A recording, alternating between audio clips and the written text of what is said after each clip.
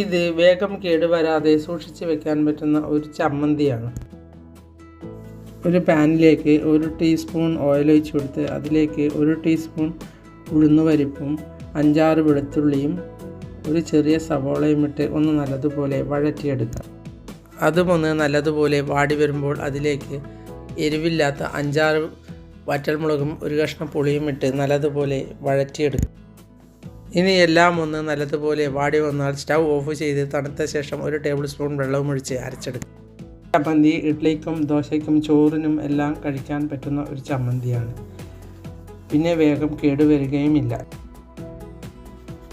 ഒരു പാനിലേക്ക് 1 teaspoon oil ഒഴിച്ച ശേഷം അതിലേക്ക് 1 നുള്ളി കടുകും 1 നുള്ളി മഞ്ഞൾപ്പൊടിയും 1 നുള്ളി കായപ്പൊടിയും കുറച്ച് കറിവേപ്പിലയും ഇട്ട് അരച്ച കൂട്ടുമിട്ട് ഒന്ന് നല്ലതുപോലെ ഇളക്കി സ്റ്റൗ ഓഫ് ചെയ്ത് തണുത്ത ശേഷം എടുത്ത് വയ്ക്കും.